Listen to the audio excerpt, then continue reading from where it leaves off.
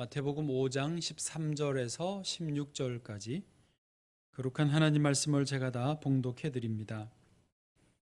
너희는 세상의 소금이니 소금이 만일 그 맛을 잃으면 무엇으로 짜게 하리요? 후에는 아무 쓸데없어 다만 밖에 버려져 사람에게 밟힐 뿐이니라. 너희는 세상의 빛이라. 산 위에 있는 동네가 숨겨지지 못할 것이요 사람이 등불을 켜서 말 아래에 두지 아니하고 등경 위에 두나니 이러므로 집안 모든 사람에게 비치느니라. 이같이 너희 빛이 사람 앞에 비치게 하여 그들로 너희 착한 행실을 보고 하늘에 계신 너희 아버지께 영광을 돌리게 하라. 아멘. 행복한 이웃 제목으로 나눌 때 주께서 은혜와 감동 주시기를 원합니다. 소금도 짠맛을 잃어버릴 수 있다는 사실을 제가 최근에 새삼 깨달았습니다. 소금이 라틴어로는 살라리움인데요. 그 살라리움에서 우리가 받는 급여, 셀러리가 나왔고 소금이라는 영어의 salt도 거기서 나왔더라고요. 고대 로마나 그리스에서 공무원이나 군인에게 급여를 줄 때 소금으로 주는 일들이 자주 있었습니다. 소금이 귀하니까 소금과 돈을 같이 생각하는 것이죠. 그래서 살라리움, 그 소금이 살라리움이 급여고 거기서 셀러리가 나왔고 솔트가 나왔습니다. 요즘은 소금을 어렵지 않게 구해서 지금 천일염을 구하지 않습니까? 천일염은 바닷물을 막아서 증발시키고 수증기를, 그리고 모아진 소금꽃을 모으면 이제 천일염이 됩니다. 그런데 예수님 당시의 소금은 주로 암염이었습니다. 사해바다 남쪽에 소금 바위들이 있습니다. 소금 돌덩이들을 거기서 땅에서 캐내면 그게 그 자체로 암염이 되는 것이죠. 암염에는 소금 성분만 있는 게 아니라 미네랄, 석회석, 다른 종류의 흙, 그리고 풀 같은 불순물도 섞여 있습니다. 그래서 암염을 받으면 이것을 식용으로 쓰기 위해서는 집에서 물에다가 넣어서 이거를 녹여냅니다. 그래서 소금기만 녹여내서 그거를 다시 응고를 시키면 집에서 쓰는 식용 소금이 되는 것이죠. 그리고 그 소금기가 빠져나간 남은 찌꺼기들은 이제 맛 잃은 소금이 되는 것입니다. 같은 것으로 이제 가축에게도 소금을 줘야 됩니다. 날씨가 더우니까. 그런데 굳이 그렇게 정제 과정을 거치지 않고 암염 덩어리를 그대로 주면 가축들이 핥아먹고 남은 것이 또 역시 그런 그 구멍이 숭숭 뚫린 그런 그 오래된 뼈 같은 그런 흉측한 모양으로 맛 잃은 소금이 남습니다. 또 암염 자체를 잘못 보관하거나 비를 맞거나 하면 이제 거기서 소금기가 빠져나가고 남은 아까 말한 그런 구멍 뚫린 맛 잃은 소금이 남게 되는 것입니다. 이런 맛 잃은 소금은 밭에다가나 버리면 안 되죠. 농사에 어려움이 생기니까 길에 버린다는 것입니다. 특별히 그리스 로마 이런 시대는 길이 대리석으로 돼 있기 때문에 비 오면 미끄럽잖아요. 그래서 맛 잃은 소금 그것을 버려두면 사람들이 밟고 지나가면서 길에 미끄러지지 않게도 하는 효과가 있다는 것입니다. 예수님은 제자들에게 너희는 세상의 소금이라고 말씀하셨습니다. 오늘 본문의 13절을 한번 같이 읽어보시죠. 시작. 너희는 세상의 소금이니 소금이 만일 그 맛을 잃으면 무엇으로 짜게 하리요? 후에는 아무 쓸데없어 다만 밖에 버려져 사람에게 밟힐 뿐이니라. 아멘. 저는 이 말씀을 읽고 묵상하다가 가슴이 먹먹해지는 경험을 했습니다. 왜냐하면 우리가 원래 이 세상의 소금인데, 한국 교회가 세상의 소금인데 우리도 모르는 사이에 의식하지 못하는 사이에 소금의 맛을 잃어버렸던 것이죠. 우리는 몰랐던 것이죠. 그래서 언론들이 부정적으로 보도를 하고 일반 국민들도 거기에 그렇다라고 쉽게 동조하게 되었던 이유가 그들의 문제가 아니라 우리의 문제였다는 것이죠. 우리가 소금의 본래 짠맛을 잃어버린 줄도 모르고 우리는 문제 없는 줄로 열심히 달려오다 보니까 지금 이런 상황이 됐습니다. 교회 안에 예수 그리스도의 구원의 복음이 있고 생명의 복음이 있는데, 이 생명의 복음이 가정도 살리고 국가도 살리는데 우리는 이것을 나누어 주지 못하고 본질을 놓치고 남탓만 했구나 싶어서 마음이 먹먹했습니다.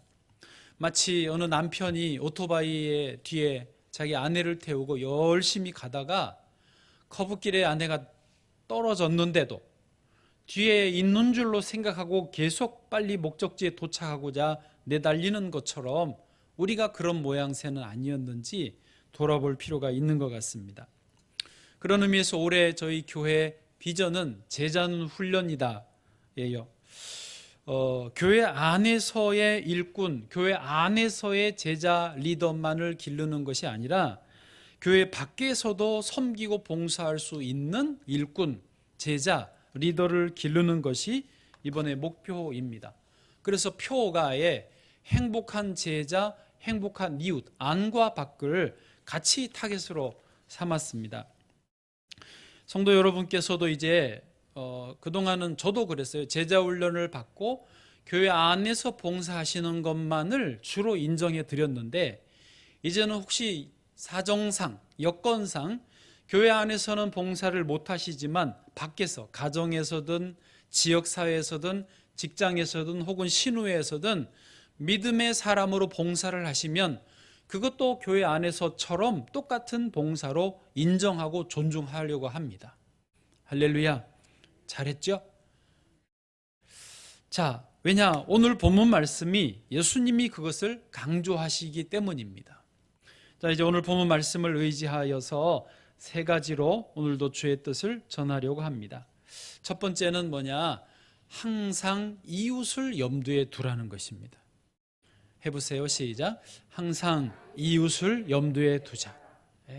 항상 마음에 내 이웃이 있다. 주변 사람들을 좀 의식하고 그렇게 살아가는 기본적인 자세가 필요하다는 것입니다. 왜냐하면 예수님이 오늘 본문에서요 13절에서는 너희는 세상의 소금이니 하셨어요. 그냥 너희는 소금이니가 아니고 세상의 소금이다.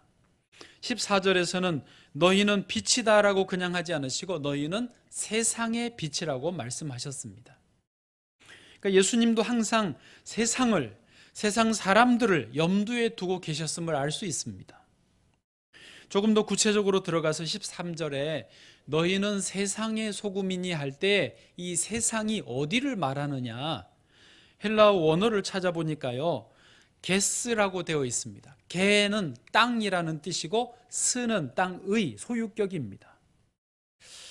그러니까 게스는요 하늘과 대비되는 땅이라는 뜻입니다. 그래서 너희는 세상의 소금이니 이 말은 너희는 땅의 소금이다라는 말씀입니다.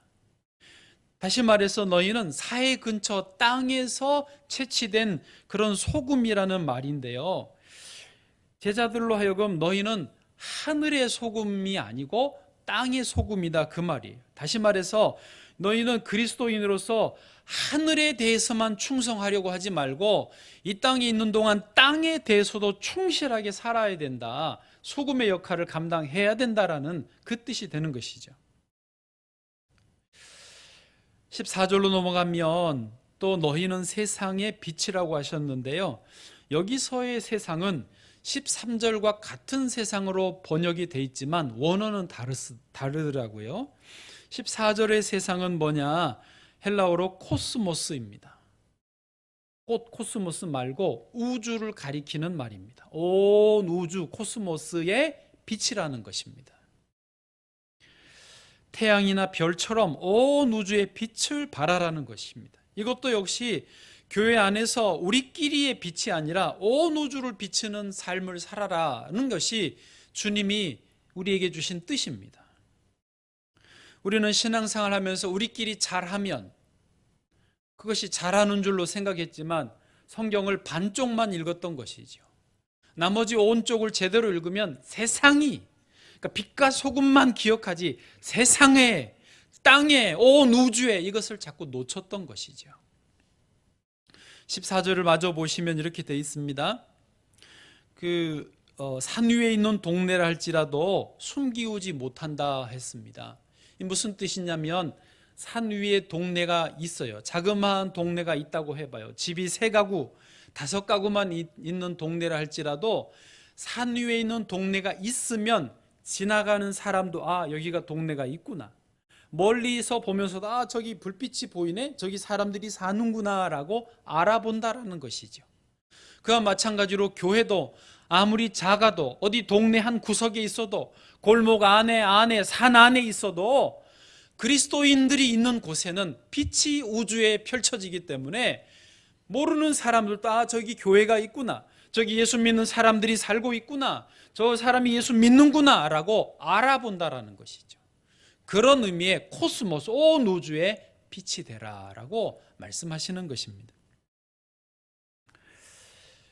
아브라함의 아내 사라가 127세를 살고 죽었습니다. 아브라함은 자기 아내의 묘지를 얻기 위해서 당시에는 자기 땅이 없었기 때문에 헷 사람들에 가서 이렇게 정중하게 부탁을 했습니다.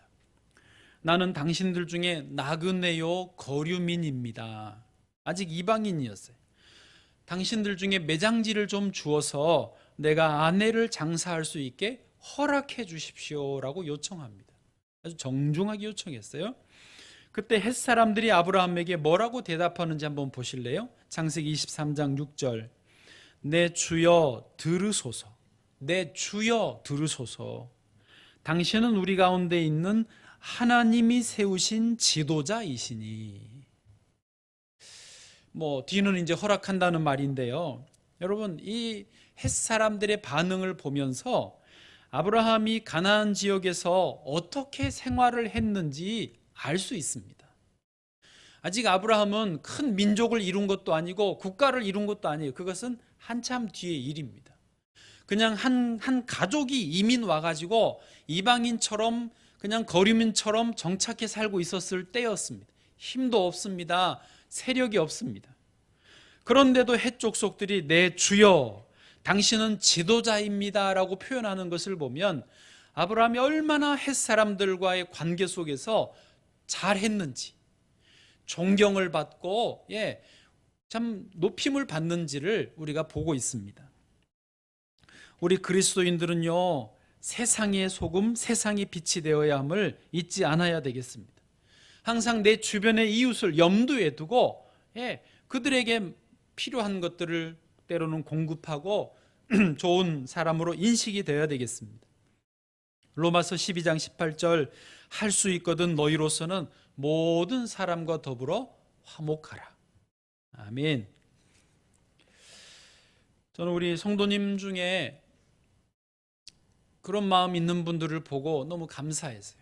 한번은 제가 이제 듣게 됐는데 택배 기사님의 실수예요. 택배 회사 아니면 기사님의 실수로 물건이 빨리 도착 안 했습니다. 늦게 도착하면서 그 안에는 먹는 음식이니까 이게 상하게 되었어요. 그러면 그거 택배 기사님이나 회사가 물어줘야 되거든요. 저는 그렇게 해야 되지 않나 오히려 제가 생각했는데 집사님은 뭐라 그러냐면 목사님 우리가 믿는 사람이잖아요. 예수 믿는 사람이잖아요. 그 말에 다 포함되어 있습니다. 손해를 본인이 떠안고 기사님에게는 조금도 손해나지 않게 하는 것을 제가 보고 너무 감사했습니다. 그래, 예수 믿는다는 게 이런 거야. 다 교회로 물건이 오든 혹은 교회에 있는 집에 물건이 배달되든 혹은 내가 교회 다닌지를 주변의 사람들이 알든 어쨌든 알면 예수 믿는 사람으로서 그 사람들을 염두에 둬야 되는 거예요. 돈 10,000원, 20,000원, 30,000원 심하면 좀 더 많은 손해를 볼지라도 그들의 마음을 잃어버리면 안 된다는 생각을 해야 된다는 것이죠. 할렐루야. 아멘 소리에 비해서 할렐루야 소리에 비해서 아멘이. 짜장면을 배달해 드시고 빈 그릇을 내놓을 때도 기왕이면 감사합니다. 잘 먹었습니다. 메모지 하나 내놔도 참 좋겠고 음료수 하나 옆에 더 놔드리면 더 좋지 않겠습니까? 그런 우리가 되기를 축복합니다. 두 번째로 그리스도인 본성에 충실하라는 것입니다. 따라해보세요. 그리스도인 본성에 충실하라. 이 말은 일부러 구별하셔야 되는 게 내 육체의 본성에 충실하라는 것이 아닙니다. 내 감정에 충실하라가 절대 아니고 주님이 주신 본성에 충실하자는 것입니다. 구별하실 수 있죠? 소금은 본래 짜게 하는 성질이 있는 것처럼, 그래서 음식에 넣으면 음식이 맛있게 만들어 주는 것처럼 우리 그리스도인들이 이 땅에 살면서 그리스도인 본성에 충실하면 내 주변을 살맛이 되게 만듭니다. 만약에 내가 예수 믿는데도 내 감정의 본성에 충실하면 살맛 없게 만들죠. 빛도 그렇습니다. 빛은 속성이 뭐예요? 사방을 비추는 속성이 있습니다. 빛의 속도는 엄청 빨라서 빛의 속도로 갑니다. 뭔 소리예요? 빛은요 1초에 30만 킬로를 가요. 지구를 7바퀴 반을 돕니다. 1초에. 그렇게 빨라요. 태양까지 가는데 8분 걸린답니다. 지금 우리가 쬐는 햇볕은 8분 전에 출발한 햇볕이었어요. 그렇게 빠른 빛으로 온 사방을 비춰내는데요.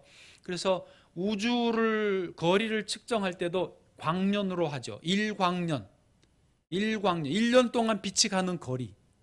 그게 1광년인데 약 9조 킬로미터 정도 된다고 합니다. 이런 빛의 속성이 있어요. 그래서 빛은 사방을 비추는데 벽에 부딪히면 빛이 아유 벽이 있구나. 빛의 역할을 그만둬야지 합니까? 그 벽을 비춰줍니다. 끝까지 비춰줍니다. 사람에게 비춰줍니다. 여러분도 저를 보실 수 있는 게 빛이 지금 비춰주기 때문에 그렇습니다.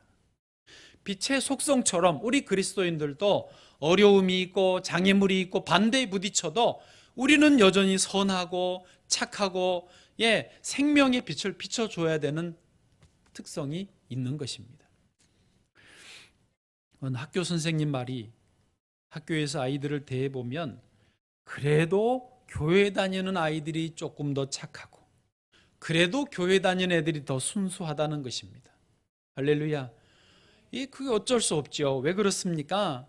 우리 안에 세상의 빛으로 오신 예수님이 빛을 비춰주시기 때문입니다. 우리 안에 예수님의 십자가 구원의 복음이 있고 그것을 믿는 따르는 사람들과 함께 지내기 때문에 그렇습니다. 그러므로 이 본성을 우리는 세상에 충실하게 드러내야 됩니다. 요즘의 분위기상 나 교회 다녀요, 나 예수님 믿어요, 나는 그리스도인이에요, 이런 표현하기가 조심스럽습니다.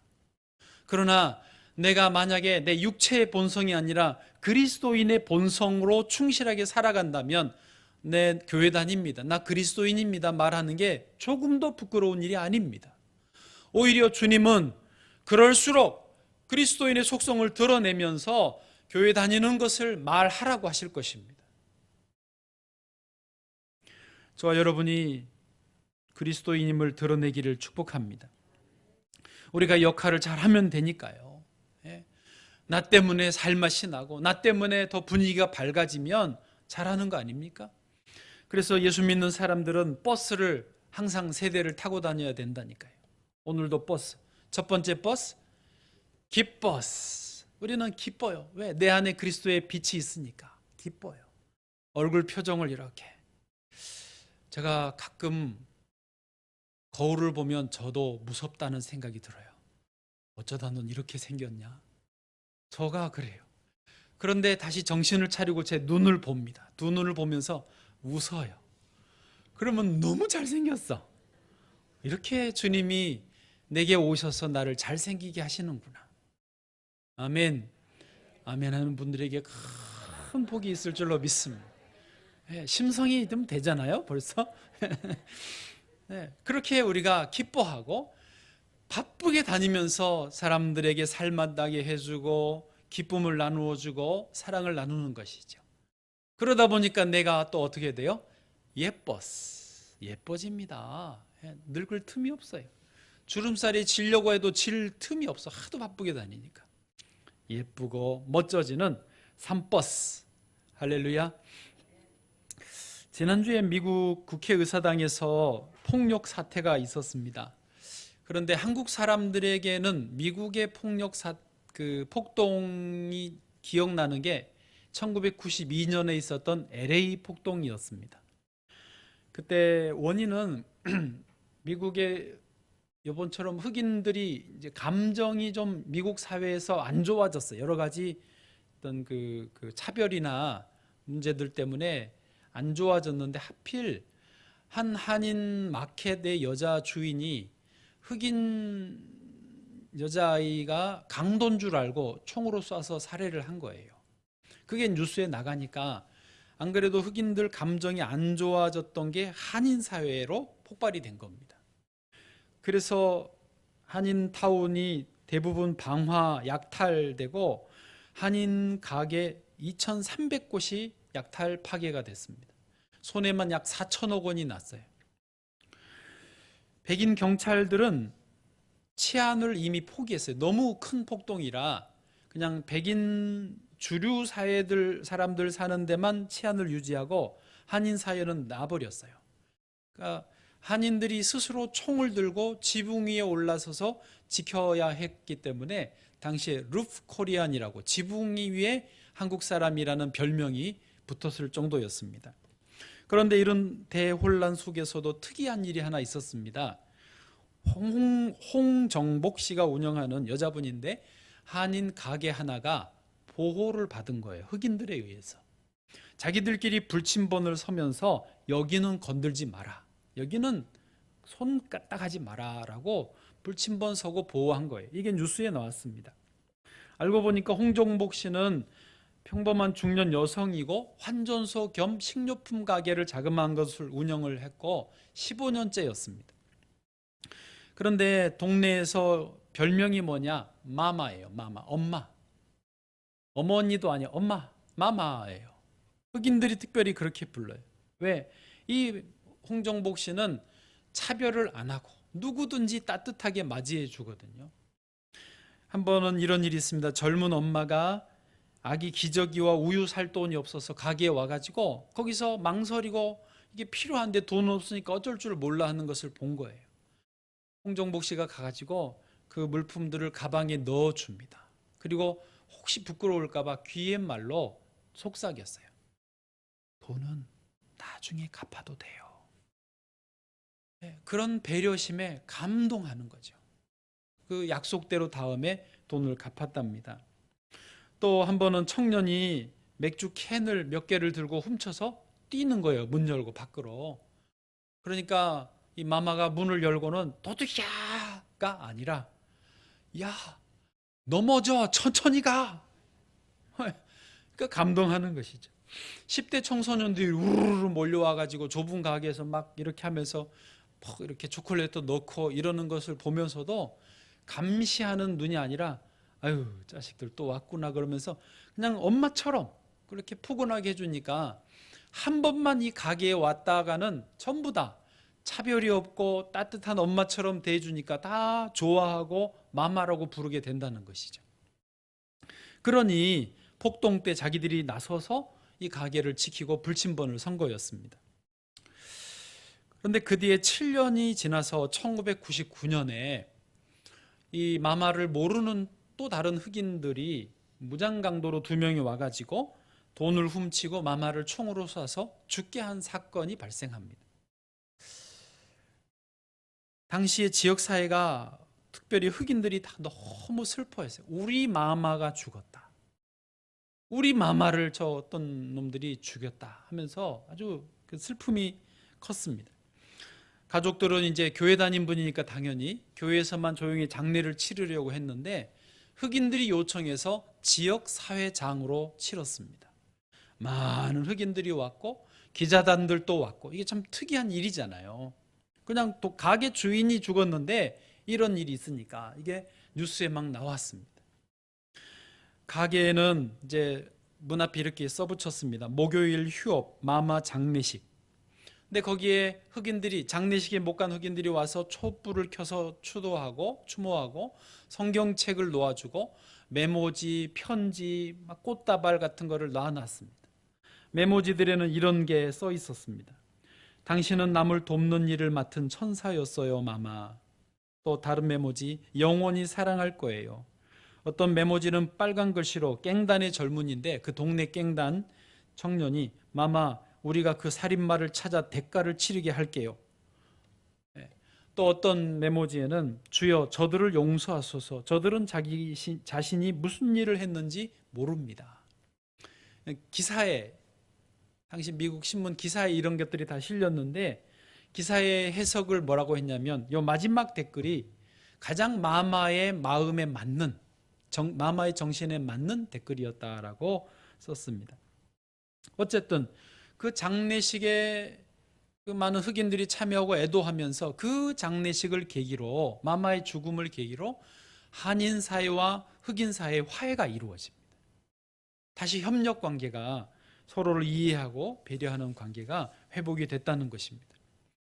참 살았을 때도 너무 귀하게 많은 사람들을 위로했지만 좀 일찍 돌아가시는 아쉬움이 있어도 그 죽음으로 인해 또 많은 사람들을 살 수 있게 힘을 주지 않았습니까?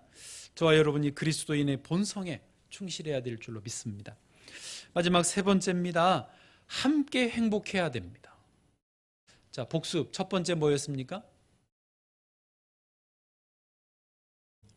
항상 이웃을 염두에 두라. 두 번째, 네, 그리스도인의 본성, 내 육체 본성 말고 그리스도인의 본성에 충실하라. 세 번째, 함께 행복해야 됩니다. 오늘 본문 16절입니다. 같이요. 시작. 이같이 너희 빛이 사람 앞에 비치게 하여 그들로 너희 착한 행실을 보고 하늘에 계신 너희 아버지께 영광을 돌리게 하라. 아멘.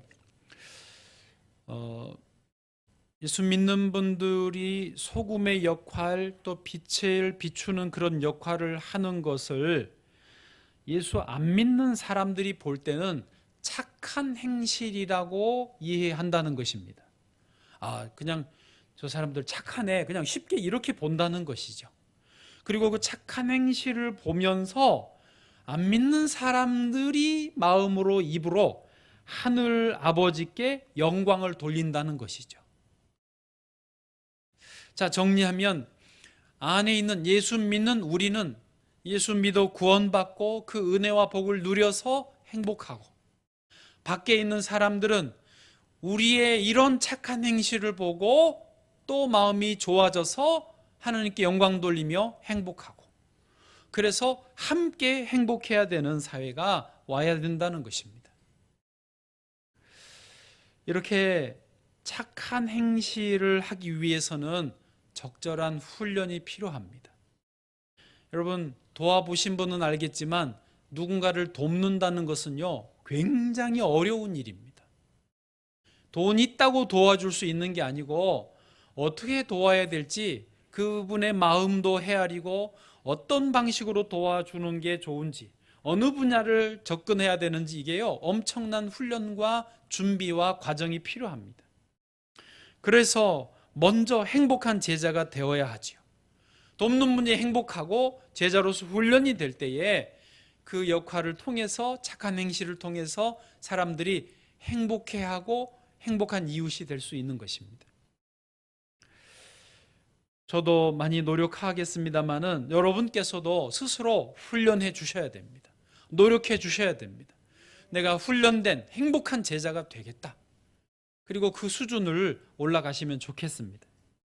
지금 성경 통독도 하지만 독서 제자 훈련을 하고 있습니다. 114분이 한 성경 통독방에 다 들어와 카톡방에 들어와 있는데 매일 지금 5분, 6분짜리 영상을 올리고 있습니다. 저는 개인적으로 그거를 아직 서툴어서 그런지 책을 읽고 요약하고 또 그것을 다듬고 또 준비 기도하고 영상 찍고, 그리고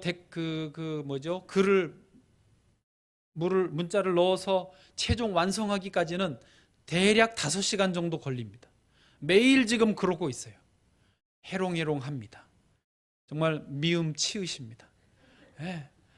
그래서 아까 1분 마치고 가서 자고 오고 2분 마치고 또 누워있다고 지금 그랬는데, 그래도 저는 이것을 할 만한 가치가 있다고 봅니다. 왜냐하면 요 한 달을 이렇게 바짝 당겨서 하고 또 두 달, 세 달, 6개월을 만약에 한다면 이것을 통해서 최소 114분이 영적으로 훈련되면서 한 계단씩만 올라가도 이거는 엄청난 효과입니다.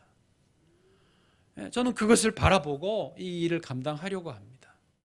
여러분께서도 스스로 좀 많이 노력해 주시기를 다시 부탁을 드립니다. 인도의 성자 썬다싱이 티베트 지역에 전도를 많이 했습니다. 히말라야 산을 10번이나 넘어갔다라고 기록하고 있는데요. 티베트 정부가 썬다싱이 자꾸 오니까 못 오게 제대로 큰 길이 있는 곳을 통과를 못하게 막아버렸습니다. 썬다싱은 통과시키지 마라. 그래서 할 수 없이 험한 길로 히말라야 산을 넘어가는 길이었습니다. 그런데 가다가 한 티베트인을 만났어요. 그래서 동행하게 됐는데 모르긴 해도 그분도 뭔가 다른 사정이 있었겠지요. 눈보라가 몰아치고 발이 푹푹 빠지는 험한 길을 고개를 올라가다가 한 동사체를 발견합니다. 썬다는 저 사람도 같이 데리고 가자, 살펴보자 하는데 동행자는 지금 무슨 소리냐, 우리가 죽게 생겼다, 나 먼저 간다 그러고는 쌩 가버렸습니다. 썬다가 가서 보니까 동사체는 아직 죽지는 않았고 얼어 죽기 직전입니다. 그래서 들쳐업고 더 힘겨운 걸음으로 눈보라를 헤치고 산길을 올라갔습니다. 몇 시간 후에 겨우 고갯마루에 도달했을 때 근처에 또 하나의 동사체가 있었습니다. 가까이 가서 보니까 아까 혼자 살겠다고 간 그 사람이었습니다. 완전히 꽁꽁 얼어서 죽었습니다. 그러나 그 추위에도 썬다와 등에 엎여 있었던 사람은 서로 밀착해 있었기 때문에 그 체온으로 인해서 살게 되었습니다. 여러분, 그렇습니다. 지금은 코로나 때문에 우리가 이 세상이 나만 혼자 잘한다고 살 수 있는 곳이 아니라는 것을 경험으로 배우고 있습니다. 원래부터 세상은 그랬습니다. 예수님은 그래서 이 세상의 삶을 강조해 주셨습니다. 이제 우리가 배우는 것입니다. 여러분, 함께 행복하는 길을 배워야 되고 찾아야 되고 그렇게 살아야 될 줄로 믿습니다. 말씀을 마치면서 한두 가지만 조금 우리가 또 제가 그동안 이런 이야기는 언급을 안 했는데 이제 좀 말을 해야 될 것 같습니다. 쓰레기 배출 문제입니다. 환경오염으로 인해서 쓰레기가 심각한데 예를 들면 지금 이 동네에 예전에는 쓰레기를 일주일에 3일만 수거해 갔습니다. 그런데 지금은 매일 수거합니다. 좋은 것 같지만 더 멀리 보면 함께 행복할 것을 생각하고 보면 안 좋은 일입니다. 왜냐? 날마다 쓰레기를 수거해 가니까 배출량이 아무래도 심리적으로 편안해지면서 늘어났어요. 지금 매립지가 벌써 없어서 고민인데 양이 늘어나면 안 됩니다. 쓰레기를 줄여야 되는 상황입니다.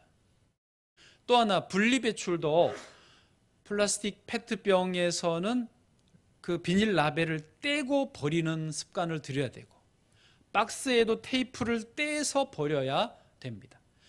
그 분리수거된 재활용 쓰레기가 재활용 용품이 재활용 안 되는 게 70%예요. 그냥 버려지는 게 70%라는 거예요. 그런 면에서 우리가 조금 이제 그냥 사소하게 했던 일들을 신경을 써야 되는 때가 벌써 왔습니다. 저는 좀 늦게 말하는 거예요. 또 하나는 공장식 가축 농장의 문제입니다. 지구 온난화로 해수면이 앞으로 아무리 잘해도 0.5m는 올라간다고 합니다. 그러면 뉴욕이나 이 바닷가에 있는 도시들 중에 상당 부분이 잠겨서 1억 2천만 명 정도의 이재민이 발생할 거라는 겁니다. 열심히 해도 그렇다는 거예요. 그런데 지구온난화 온실가스를 배출하는 주요 요인 중에 하나가 공장식 축산 농가라는 것입니다. 그게 무슨 상관이 있을까 싶은데요. 제가 과학자는 아니어서 자세히 설명은 어렵지만 그 공장식 축산 농가에서 나오는 이산화탄소의 배출량 때문에 최소 지구온난화의 14%부터 51%까지의 영향이 있대요. 작게 봐도 14%, 많이 보면 51%예요. 이거는 근거가 있는 이야기입니다. 그리고 공장식 가축 농장에서 조류 인플루엔자가 많이 나오고 예전에 뭐 신종플루니 그런 것들이 다 거기서 지금은 이제 조류독감은 그 조류들에게만 영향이 있지만 그게 신종플루로 넘어오면 사람에게도 해로운. 그래서 제2의 그 지금 코로나나 제3의 코로나가 이런 공장식 축산 농가에서 나올 가능성이 많다는 것이죠. 거기에 있는 닭, 돼지, 소들에게 엄청난 항생제를 먹이고 주사 맞히고 먹이고요. 대장균에 감염된 상태로 출하되는 게 95%입니다. 뼈나 이런 거 부러져 있는 건 4분의 1이고요.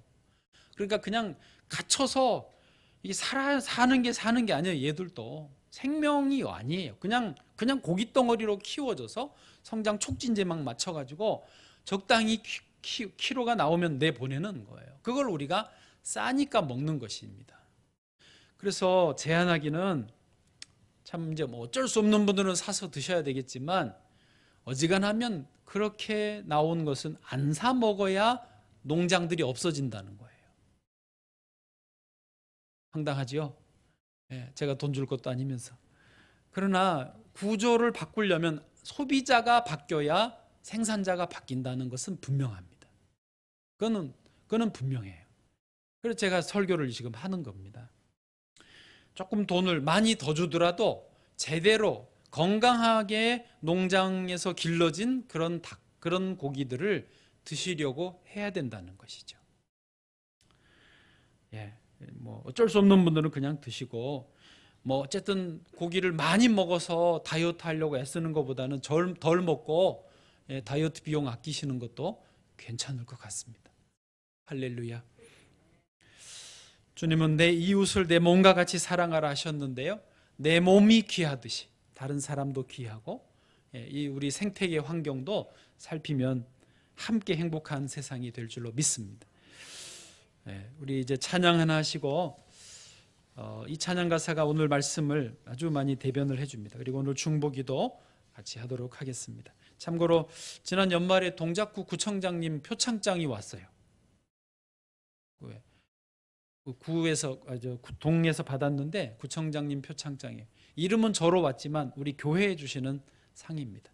우리가 산 위에 있는 동네처럼 뭐 그동안 많이는 못했지만 좀 했다고 상을 주신 것을 보고, 여러분, 우리 하나님께서 인정하시는, 또 세상도 우리의 착한 행실을 인정해 주는 교회입니다.